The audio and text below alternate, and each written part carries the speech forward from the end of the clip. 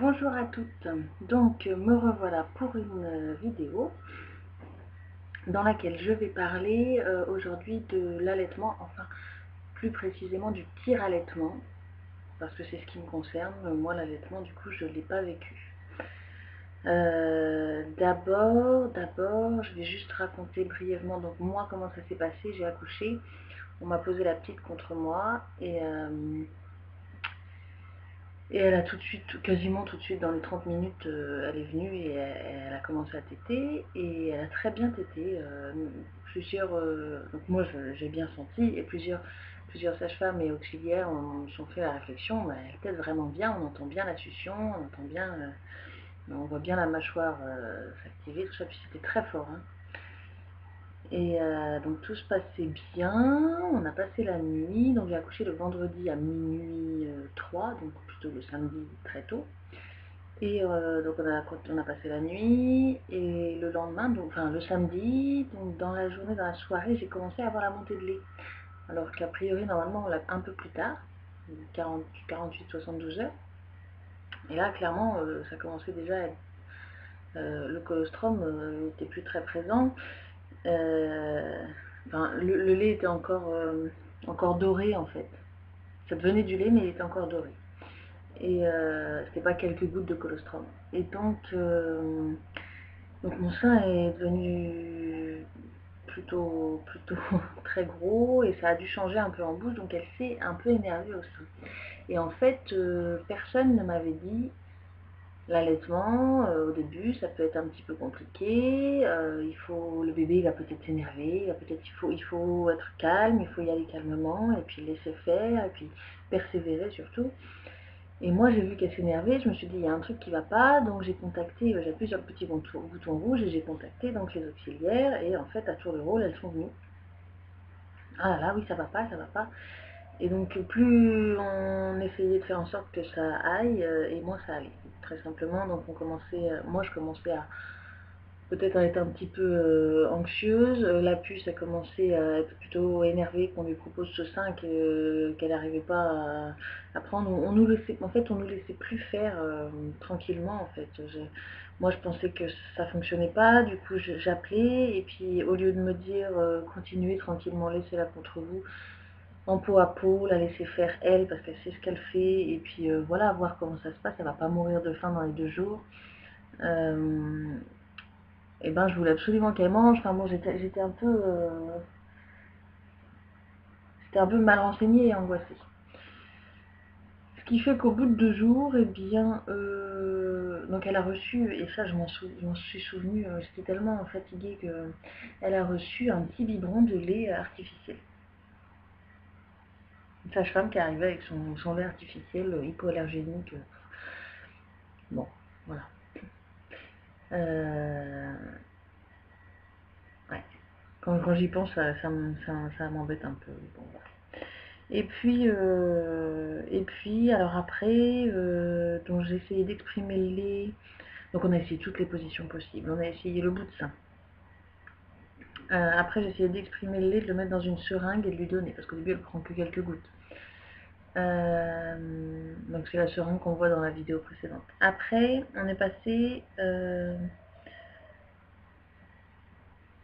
Après elles m'ont apporté un tire-lait, et là pour moi ça a été... parce que je commençais à avoir les seins très très très volumineux, c'était vraiment des parpaings, je dormais, ça coulait de partout, plein de lits, enfin bon... et puis surtout c'est douloureux quoi.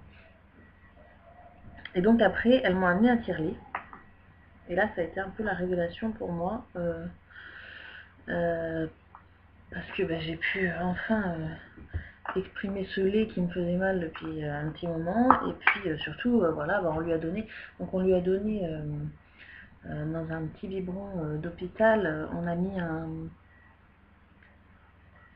comment ça s'appelle, je ne sais pas, mais en gros ça faisait comme un dispositif d'aide à l'allaitement, DAL, un DAL. En fait c'est un petit tuyau qu'on vient mettre dans le biberon, qu'on vient scotcher au doigt en général, et on donne à l'enfant qui tète le doigt. Et ça me permet de maintenir une bonne succion, parce qu'il faut aspirer bien fort. Et c'est vrai que quand elle était toute petite, On lui donnait le doigt et la main partait avec, hein, tellement elle aspirait fort, c'était impressionnant. Et alors le dalle, si ça vous intéresse, vous pouvez aller voir, il y en a des vrais qui existent, ça peut se mettre autour du cou, se poser sur les bouts de sein et aider à enclencher l'allaitement en fait. Donc on est resté avec ce petit doigt dans sa bouche pendant 10-15 jours. Parce que j'avais un petit espoir de reprendre l'allaitement. Donc j'ai essayé de la remettre au sein régulièrement, mais en fait on a tellement été... moi j'ai été un peu énervée, angoissée, la petite elle était très énervée, elle en voulait plus, elle en pouvait plus. En fait on lui a appuyé la tête contre mon sein, on lui forçait la tête, et du coup moi on me pinçait le piton, donc ça a été vraiment une épreuve un peu à ce moment-là. Et en fait ni elle ni moi on avait très envie de recommencer. On l'a refait plusieurs fois, je l'ai fait il y a peut-être 15 jours. J'étais un peu motivée, je me suis dit allez j'essaye et puis effectivement elle a donc le sein elle veut pas en fait. Maintenant elle est habituée au biberon, donc la texture du sein, de la peau, elle apprécie pas. Et avec le bout de sein en silicone, elle a pris. Donc il faut que j'amorce et que je mette un peu de lait dans le bout de sein parce que sinon. Mais avec le bout de sein elle a pris. Et elle a tété bien 10-15 minutes, et c'est vrai que c'était jamais arrivé aussi longtemps, donc moi j'osais pas bouger, je suis restée comme ça avec la petite sans bouger dos droit. Et donc à un moment elle a lâché, et puis elle m'a regardée, elle m'a fait un grand sourire. Et là c'est vrai que j'ai trouvé agréable ce moment-là. Après je dois vous avouer que bon, la sensation au niveau du sein c'est un peu douloureux. Euh, la, je trouve ça un peu long, un peu. Enfin, j'ai pas trouvé non plus un grand plaisir à part ce grand sourire qu'elle a donné. Il paraît que c'est formidable d'allaiter. Alors c'est vrai que j'aurais aimé connaître ça, mais bon, voilà, c'est comme ça. Donc, je suis restée au tir-allaitement. Le tir-allaitement, c'est le fait de tirer son lait et de le donner après. Alors, pas forcément à l'aide. Moi, je suis au tir-allaitement exclusif. Si on n'est pas au tir-allaitement exclusif, surtout donnez pas de biberon. C'est quand même déconseillé. Vous tirez votre lait et après vous pouvez le donner avec. Il existe plein de choses. Medela, c'est une soft cup qu'on peut donner aux enfants, ou bien des tasses à bec dur, ou bien faire laper le lait, ou bien il y a pas mal de choses. Mon dispositif au petit doigt. Nous on a arrêté le dispositif au petit doigt parce que quand on sortait, à un moment on est sorti, je tenais la chienne, enfin, et là il a fallu la nourrir, et en fait on s'est aperçu, ah mais c'est crade, euh, notre petit doigt on fait comment, parce que même si je mets du produit alcoolisant, machin, c'est encore plus enfin, c'est encore plus malsain pour elle d'avoir ça dans la bouche. Donc on se dit que c'est pas très sain finalement notre affaire. Et donc finalement on est passé au biberon.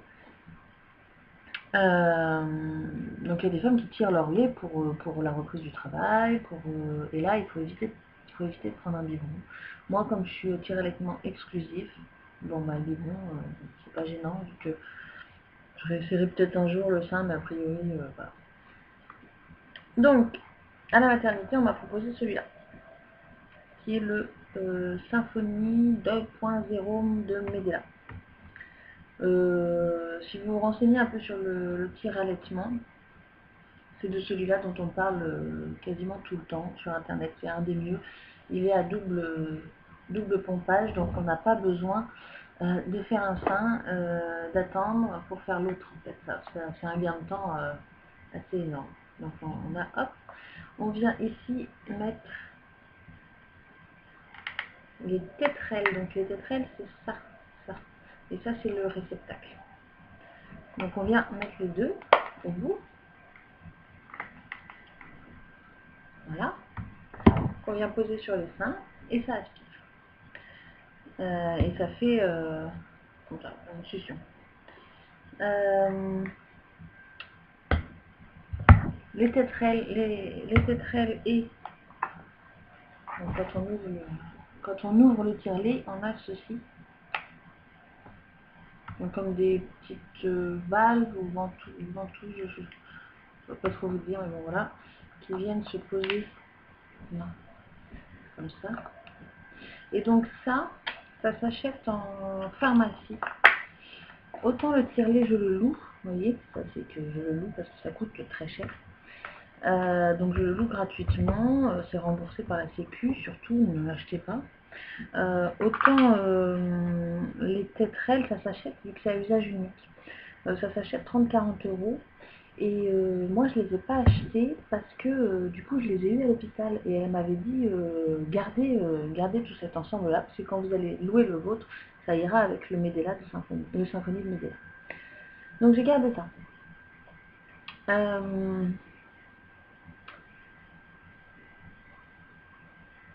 Pour tir allaité dans de bonnes conditions, je parle surtout du tir allaitement exclusif. Il faut un bon tire-lait, c'est l'essentiel. Le Symphonie de Medela est top si vous pouvez l'avoir. Je sais qu'il y en a d'autres qui sont bien. Alors moi j'ai connu que celui... Non, j'en ai essayé un autre avant parce qu'ils n'avaient pas celui-là à la pharmacie et effectivement beaucoup moins bien. Un bon tire-lait et des tétrelles à la bonne taille. Donc voilà, je ne sais pas si vous allez voir. Là on a un orifice en fait qui doit être à la bonne taille pour le téton. Et en fait, donc moi c'est ça, c'est ce qu'on m'a donné un petit peu au pif à la maternité et ils me sont trop grands. C'est-à-dire que ça aspire quasiment l'ensemble du mamelon et autant vous dire que tout, ça vient jusqu'au bout. Je ne sais pas si vous voyez la taille, ça vient jusqu'au bout, mon téton vient cogner là, donc pour moi c'est assez douloureux. Du coup j'ai voulu acheter chez Medela des tétrelles à ma taille parce qu'on peut choisir donc un peu plus petite, pas beaucoup plus petite mais quelques millimètres. Et effectivement, la taille me convient, c'est très bien, c'est beaucoup plus agréable en termes de douleur. Mais par contre, ça là, ben, je sais pas ce qui fonctionne pas, mais ça marche. Je trouve que ça marche moins bien que les miennes. Voilà. Et j'avais un autre système qui lui marche très bien, qui est un vieux système, je crois, qui lui marche très bien, mais en fait à laver il est juste impossible. C'est un bloc,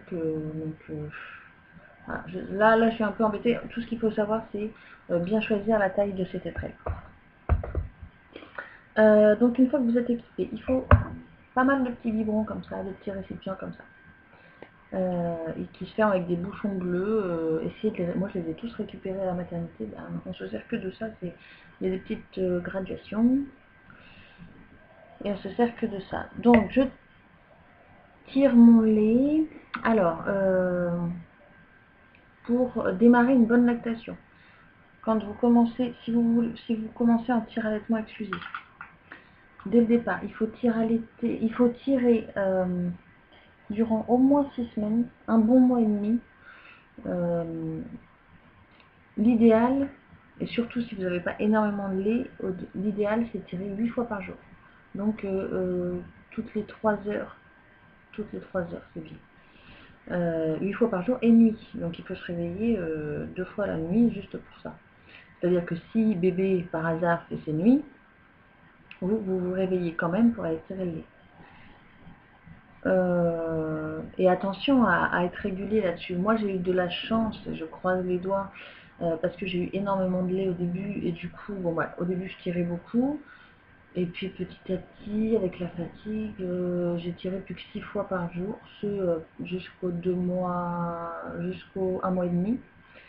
Et là actuellement je suis plus qu'à 4-5 fois. Alors je trouve que effectivement ça baisse un peu. C'est-à-dire que si un jour je veux baisser 4 fois, ça va avoir une répercussion 48 heures après à peu près.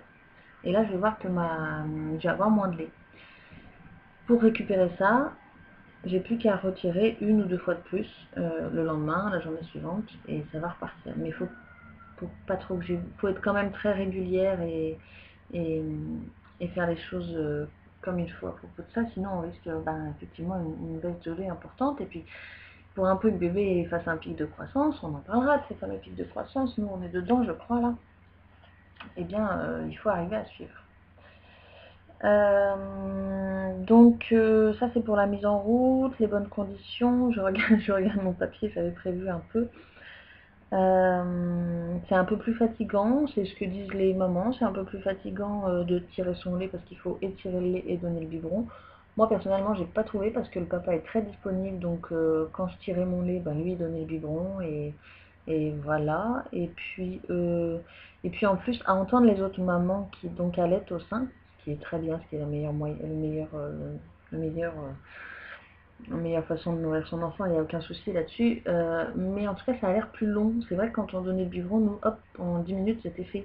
Là, ça a l'air plus long et souvent, a priori, les bébés ont tendance à s'endormir avec le sein et à leur besoin de succion, il est comblé par la tétée du sein et donc un peu bébé peut s'endormir sur le sein et du coup avoir du mal à s'endormir dans le lit ou avoir un fort besoin de succion et du coup demander très souvent le sein et donc la fatigue a priori pour les mamans qui allaitent, je me rends compte qu'elle est quand même présente donc moi ça n'a pas été un inconvénient, au contraire.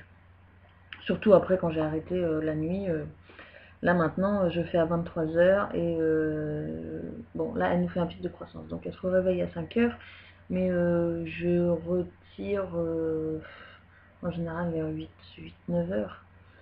Alors c'est pas bien de laisser autant de temps et du coup le matin je me retrouve à devoir remplir 4 comme ça. 1, 2, 3, 4. Et puis avoir un peu mal, mais c'est pas ce qu'il faut faire. Hein. L'idéal c'est de se lever dans la nuit. Donc les quantités, donc moi je suis à peu près à 800 ml par jour. C'est ce qu'il faut. Si je pouvais atteindre le 1 litre, ce serait mieux, je serais plus sereine. Après j'en ai mis au congélateur, dans des sachets de conservation, vous en trouverez partout. Et j'ai toujours 4 ou 5 récipients comme ça, pleins au frigo d'avance. Ça se garde, alors ça dépend des sites. Hein. Moi je me suis mis en tête 4 jours. À l'hôpital c'était 48 heures, mais c'est les conditions d'hygiène de l'hôpital, tout ça. Sur certains sites on voit jusqu'à 8 jours, sur d'autres on voit 6 jours, sur d'autres on voit 4 jours. Je me suis mis 4 jours, de toute façon en général ça tourne. Ce que je fais c'est que j'écris la date et l'heure. J'écris à même le plastique avec un marqueur noir qui s'efface après. La date et l'heure, pourquoi? Parce qu'on sait que le lait maternel change au fil de la journée et j'essaie au maximum bien, de lui donner... alors j'ai réussi à trouver un roulement, je ne sais pas trop comment expliquer mais ça s'est bien fait. Il se trouve que par exemple ce soir, vers son dernier biberon, bien, je vais lui donner le lait que j'aurais tiré hier soir à 23 h quand elle sera couchée. Quand elle est couchée, je tire une dernière fois mon lait et c'est ce biberon-là que je vais lui donner le lendemain, juste avant qu'elle s'endorme. C'est un lait qui a priori va contenir un peu de mélatonine, donc qui l'aiderait à s'endormir, etc. Et puis qui serait plus épais. Enfin bon, il y a plusieurs... voilà, le lait il change, donc j'essaie de respecter les horaires au maximum. C'est pour ça que je mets les heures de tirage. C'est pour ça que je ne les mélange pas. Il y a des mamans qui les mélangent, qui mélangent le lait. Alors, il y a plein de règles à respecter. Si vous voulez toutes les voir, c'est bien d'aller... Il y a un groupe Facebook qui s'appelle les tires allaitantes ou les tires allaitantes bienveillantes. Moi, je suis sur le groupe de tir allaitantes exclusives, je crois, ou tir allaitantes, les tir allaitantes. Et là, vous avez des fiches qui résument complètement, par exemple, pour mélanger deux laits pas de la même heure, il faut qu'ils soient tous les deux au frigo depuis un certain temps pour pouvoir les mélanger, parce que les changements de température peuvent aider à la prolifération des bactéries. C'est pareil, on ne réchauffe pas un... Moi je savais pas, hein. Au début on nous avait pas expliqué à la maternité, on sortait le biberon du frigo, on le laissait se réchauffer à température ambiante. Donc par exemple, je le sortais à 13 h en prévision pour le donner ce soir à 17 h. Et si elle le finissait pas, je le laissais 10 h dehors. Alors que c'est 1 heure. Il faut pas le réchauffer à c'est 1 heure pour le biberon qui vient de sortir du frigo. Il faut pas le réchauffer à température ambiante, sinon il y a un risque de prolifération. Il faut le réchauffer assez rapidement dans un chauffe-biberon ou bien à l'aide d'une bouilloire, un peu d'eau chaude, voilà. Et là, on a 1 heure pour lui donner à manger. Si elle ne le prend pas, on peut le remettre au frigo une seule fois. Il y a plein de règles comme ça à connaître compliquées. Au début, c'est vraiment pas évident de tout retenir.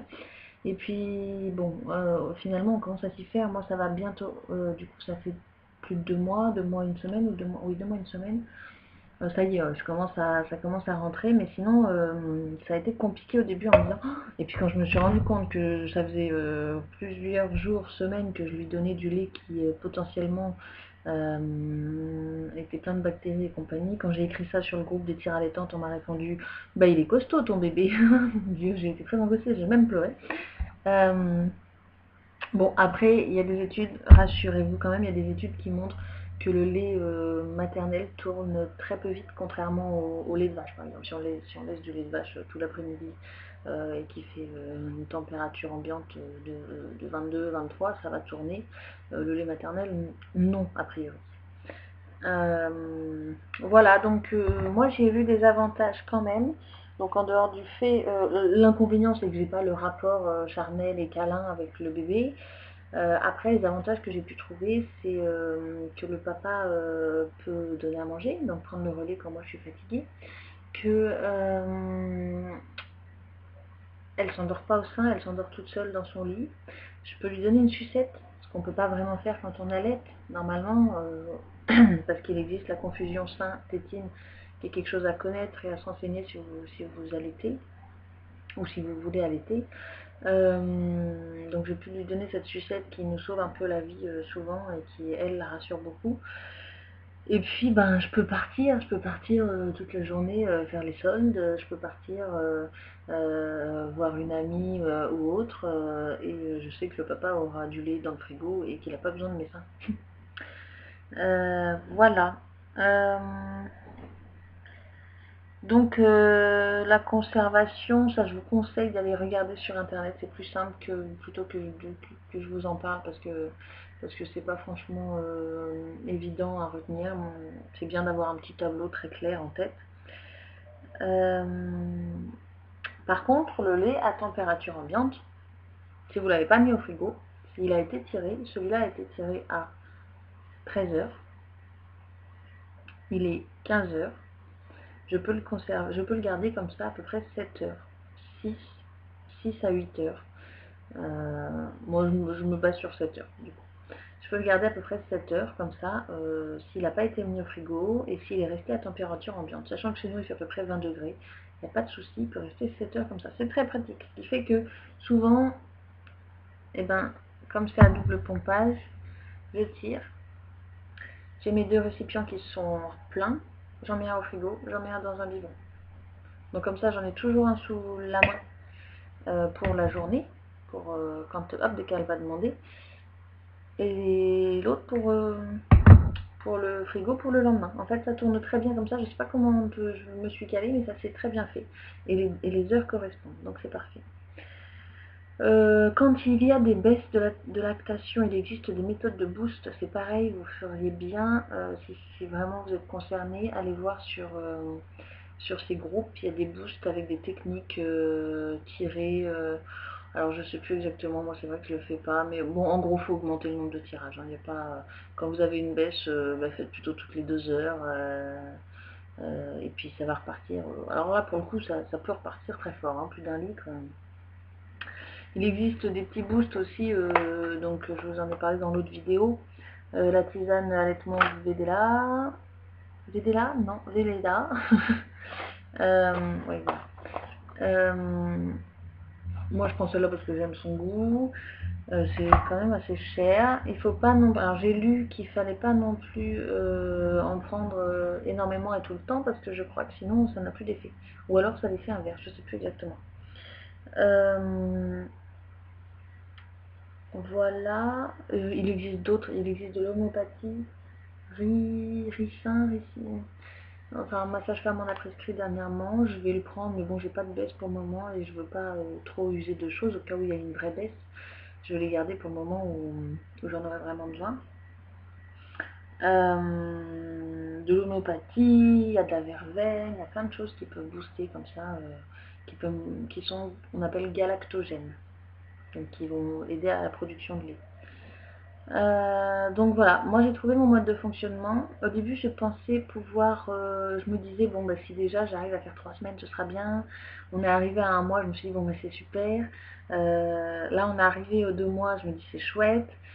Et en fait, comme ça se met bien en place, que les mois qui viennent, je vais les, je vais les, comment dire, ça va être exclusivement des mois consacrés à ma fille. C'est pas tout le temps hein, qu'on a un bébé qui est un nourrisson. Je veux qu'elle ait un bon départ dans la vie. Pour moi, c'est important qu'elle ait mon lait. Et en fait, si ça continue à se passer comme ça, je me donne 3 mois comme objectif. Et puis, je vais me donner 6 mois. Et puis, je vais me donner 1 an.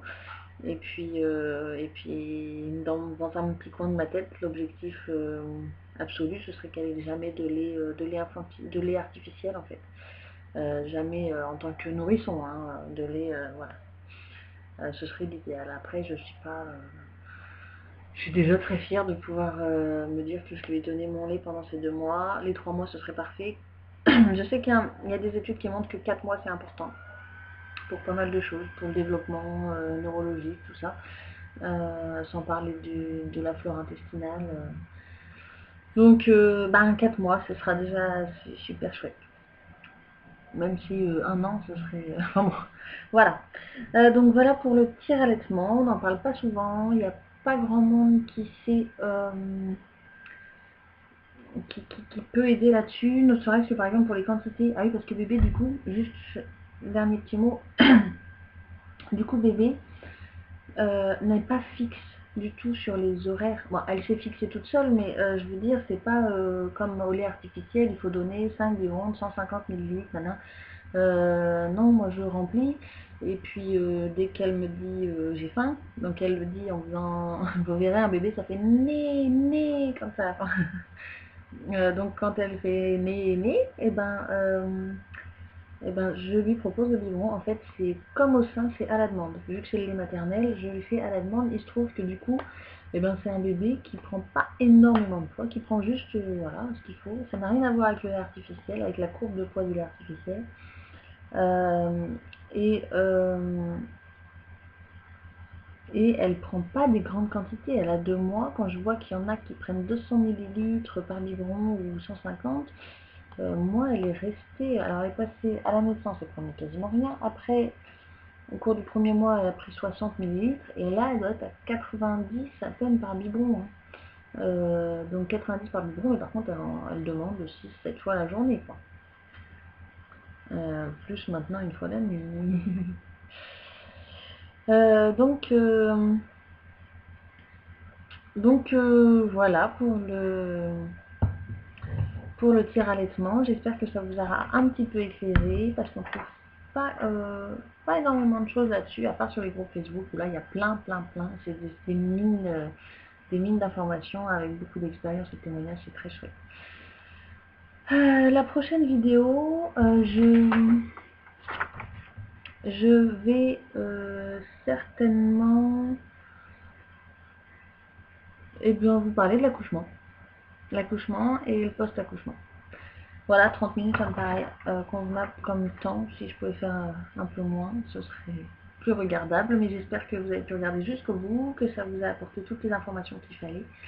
Et je vous dis à la prochaine fois.